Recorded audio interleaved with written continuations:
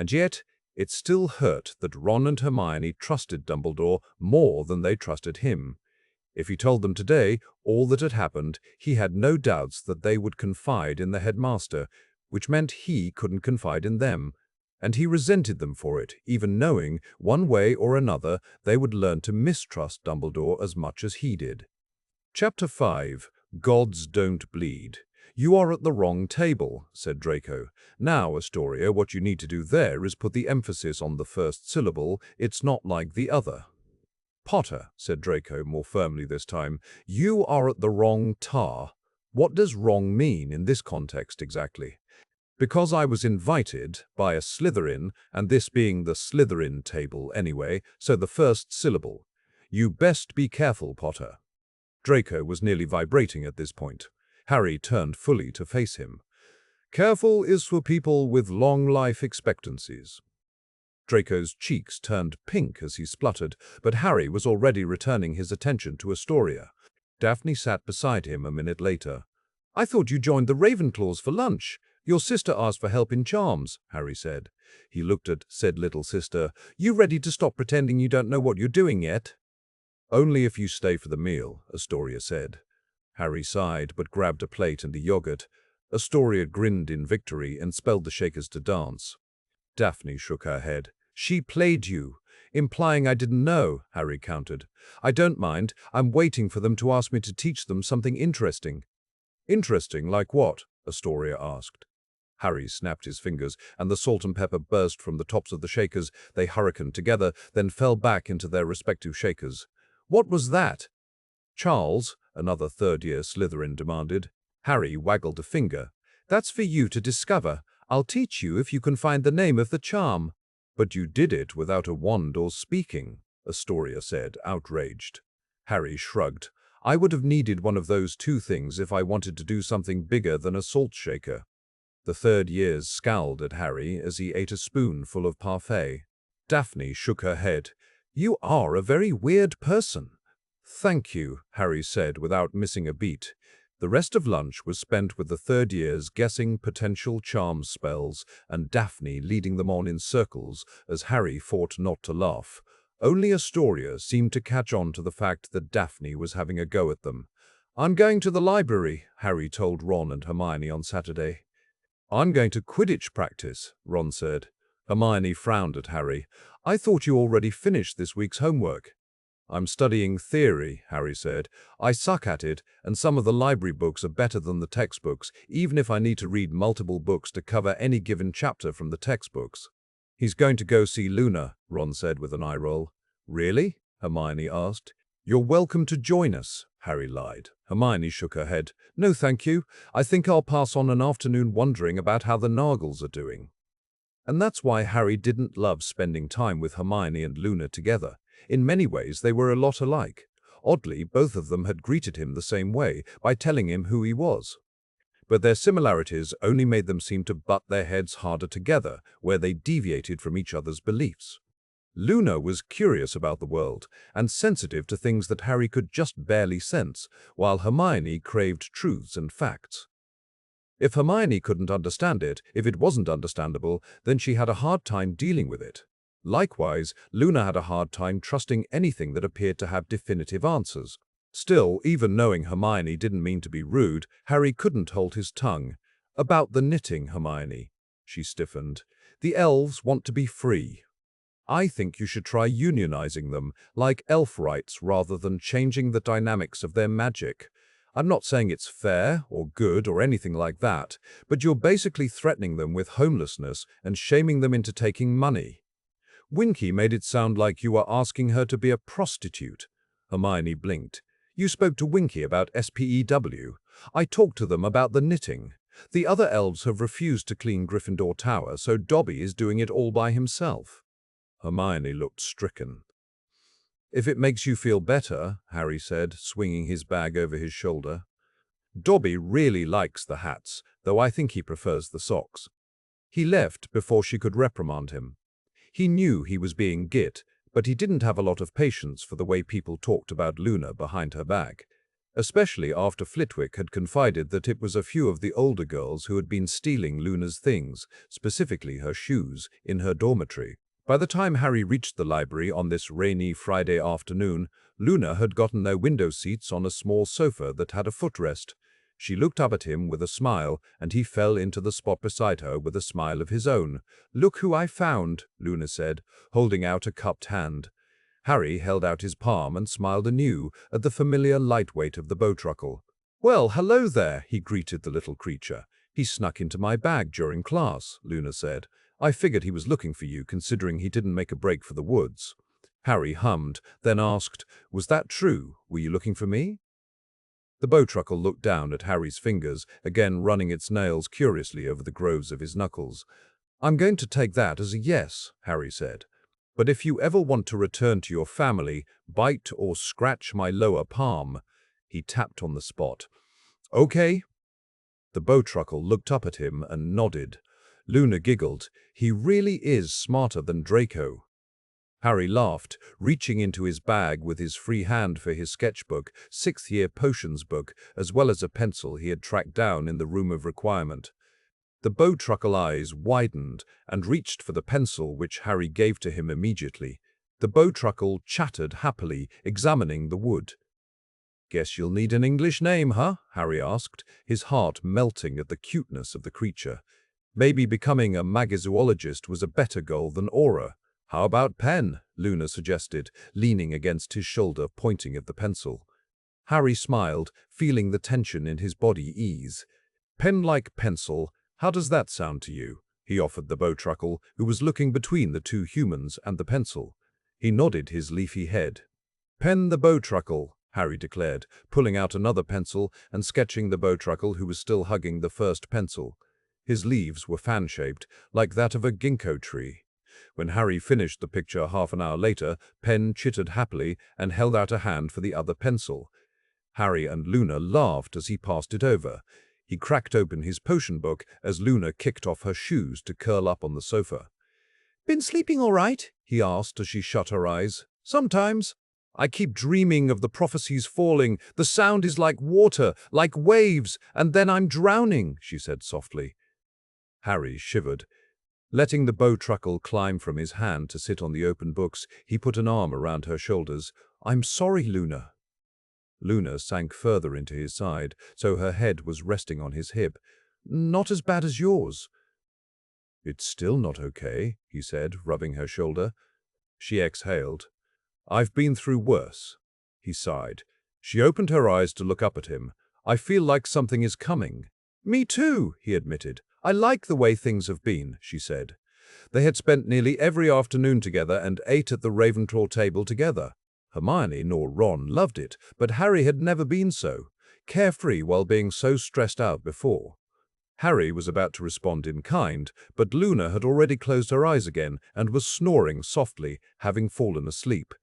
Harry smiled and brushed a lock of her fair hair from her face.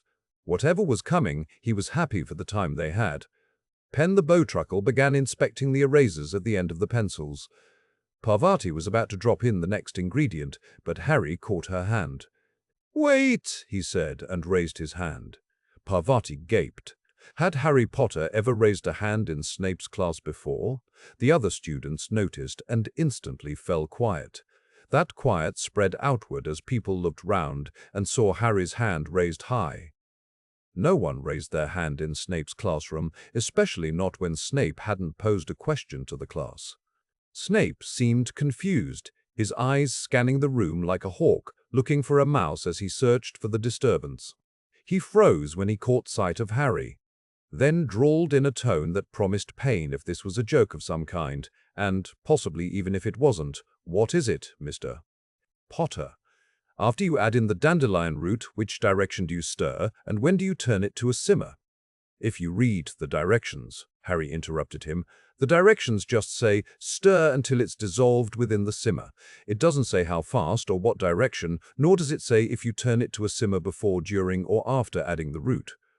Snape stared at him for 10 solid seconds. Then at long last, in the unlikely event that you ask out of a genuine desire to overachieve, the best results are to turn it to a simmer before adding the dandelion root, and to slowly stir counterclockwise until you can no longer see it bulge. Dandelion root, as a mundane ingredient, dissolves quickly within a magical solution. "Thank you, Professor," Harry said. Snape hesitated, an utterly unreadable expression on his face, and finally turned on his heel to loom over another student, and the room promptly burst into whispers. Parvati turned down the burner and said, "I don't know why I'm so impressed, but I am." Harry glanced at Hermione, was scowling down at her cauldron, already being several steps ahead. Her potion was finished. It was green rather than the flawless turquoise Harry and Parvati's potion had turned into. Parvati didn't know when Harry Potter had become a better researcher than Hermione Granger, but she wondered if Hermione would overcome her pride to forgive him for it. Harry had been opening up to everyone who was pleasant to him, even people who verbally spared with him. But he was also beginning to show off that he was more than just the adrenaline junkie they had all pegged him as. Potter was kind, intelligent, and an incredibly powerful wizard. He would have been almost fanciable if it hadn't been for the rumors, for the knowledge that the Dark Lord really was back. Harry Potter was a boy with a cause, and it was pretty clear to anyone with eyes that Harry was walking on a knife's edge, that he was dancing with disaster as he pushed himself harder and harder. He wasn't studying to get good grades like Hermione, he was studying because he believed the world was ending. He was too glib about comments of his own demise, and as a TA, rumor had it he gave extremely practical advice. Defense against the dark arts charms were starting to come up regularly in Flitwick's class. So far, no one, not even Flitwick, had found a standard Dada spell or charm or countercurse Harry did not know. At some point, knowing that much about self-defense was worrying. Luna Lovegood was the only person Harry seemed to settle around. Everyone else, including Ron and Hermione, seemed to make him restless. Parvati was worried, and even Harry's enemies like Malfoy seemed worried too. Because, let's face it, Harry Potter had gone against a dragon unafraid. If he was afraid enough to give up Quidditch and be polite to Professor Snape to throw himself into his studies, they were all probably in gravest danger. Sirius was debating how early he could start drinking without Remus lecturing him when Minerva stepped out of the fireplace. "Pack," she greeted him, her expression severe. "You too, Remus." Remus raised a brow but rose from the table to go get his trunk without a word of protest. "Why?" Sirius asked. "Now, Sirius," she said sharply. "Fine," he said, rising to his feet. He didn't have much to pack. He had nothing in this house worth having. When he tracked back down to the main floor, Minerva held out a tennis ball. Sirius rolled his eyes. "Ha ha." Remus's lips twitched, but he didn't surrender to the smile as they reached out together for the portkey. The three of them were yanked through space. When they landed, Sirius leaned into Remus's side to keep his feet. His breath caught as he tasted the air. Clean, crisp, mountainous air. Sirius looked up at the blue sky, his heart fluttering as he perused the horizon. Mountains, rivers, lakes, and beautiful stones spotted with the greenest grass. Scotland. Sirius turned on Minerva, who was smiling at him softly. "What is this?" "You will no longer be staying at Grimmauld Place, save for meetings," Minerva said.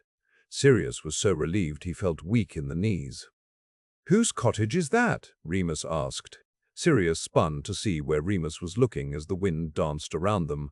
The cottage was a 2-story stone building with what appeared to be a forge to the side of it.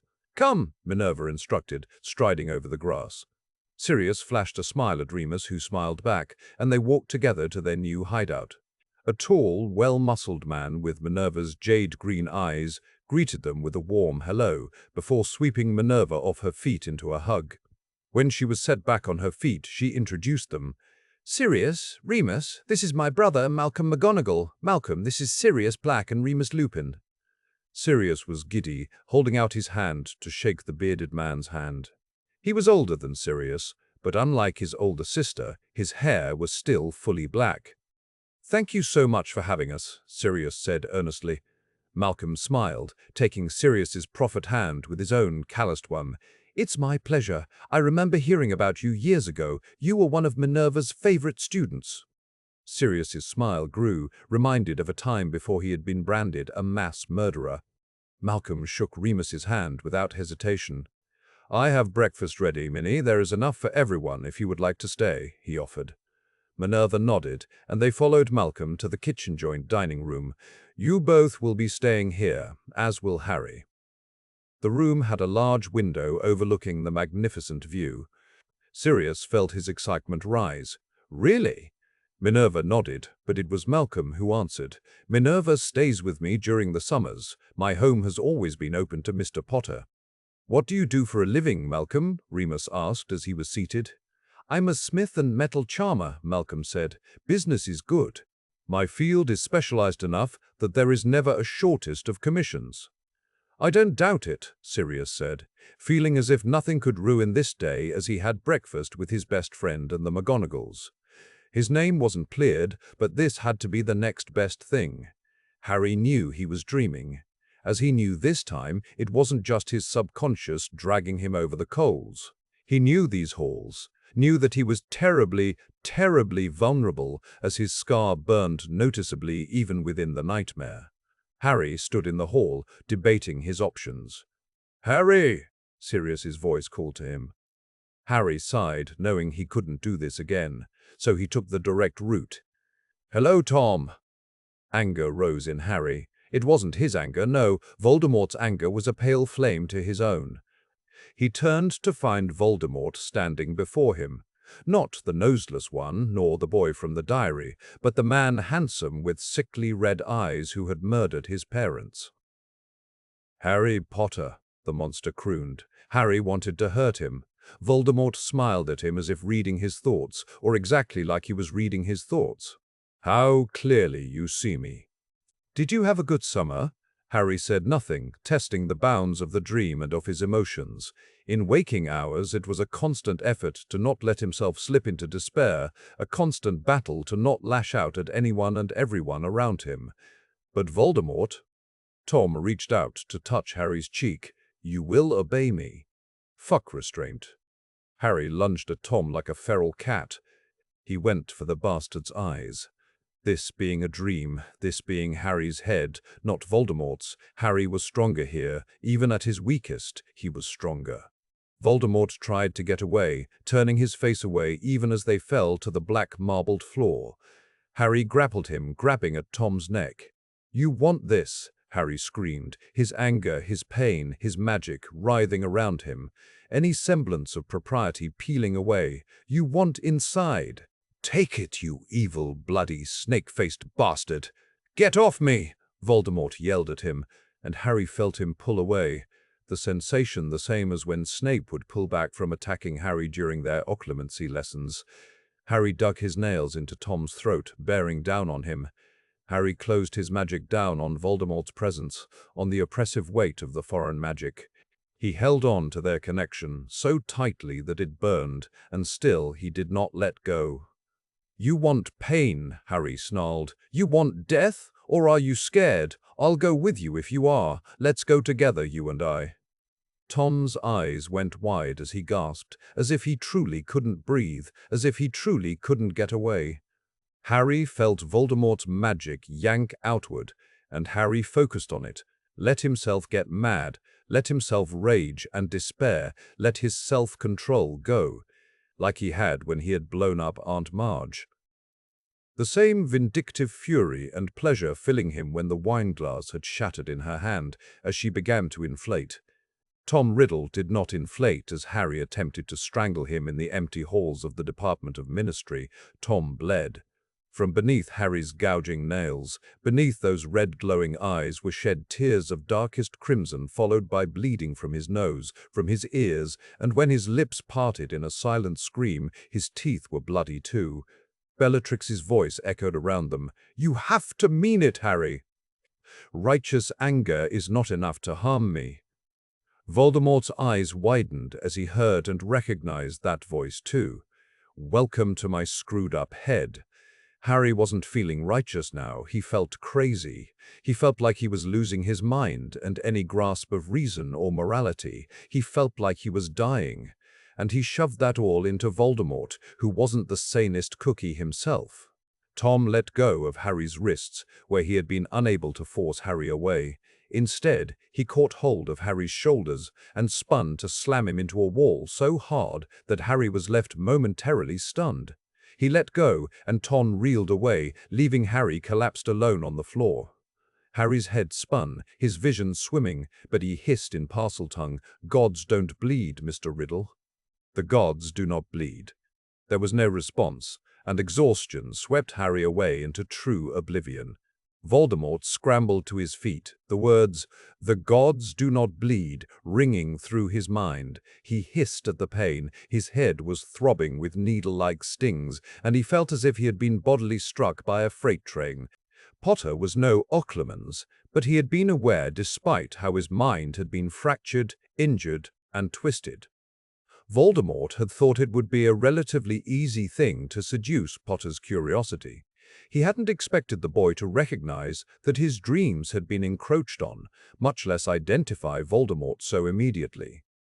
Stumbling to the bathroom in the Malfoy Manor where he was staying, Voldemort snarled as he looked into the mirror.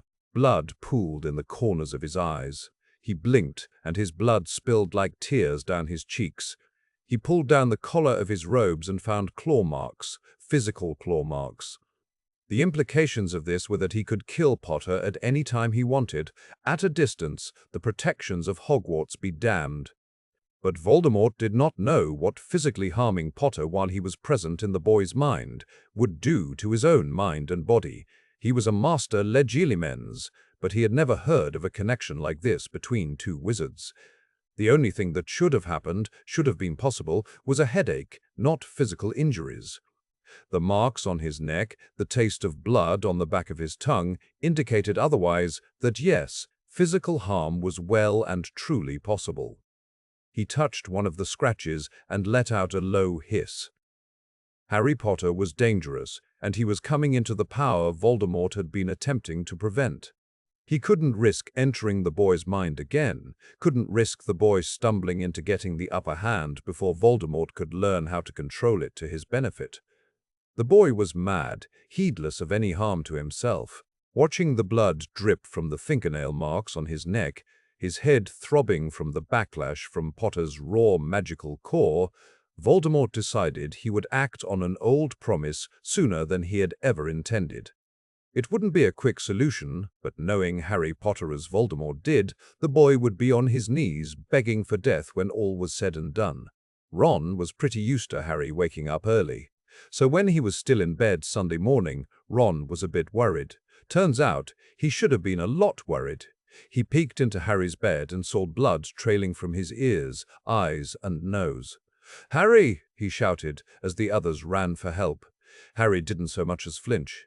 He was breathing, but it was too shallow, and not knowing what was wrong, Ron didn't want to move him. He tried pinching his arm and kept yelling, but Harry didn't stir. His breathing remained shallow. "What is taking them so long?" Ron demanded. Neville just shook his head. Each minute passed agonizingly slowly. Looking at the clock, it was nearly 20 minutes before help finally arrived. It wasn't McGonagall. "Move," Snape commanded, breezing past them to Harry's side. Where was McGonagall? Ron didn't ask as he got out of Snape's way.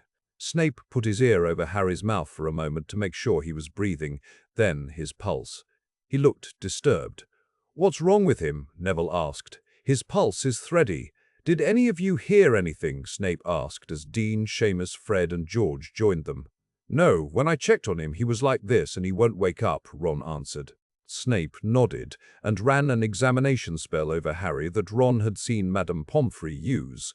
The professor let out a sigh of relief, then cast a spell, Renovate. Harry arched upward off the bed with a gasp. He fell back, breathing hard. "Harry," Ron called in relief. Harry laughed. He could hardly breathe. He was still bleeding, but he laughed around it. "Be still, Potter," Snape instructed. "I got him," Harry rasped, looking up at Snape with a bloody smile. "You got who?" Snape asked in a long-suffering tone. Harry's gaze drooped. "Your master." "It was just a nightmare, Potter," Snape sneered. Harry's eyes flashed, bloodshot and surrounded by macabre tear tracks of crimson blood, and focused completely on the professor. "He's going to kill me, Harry's."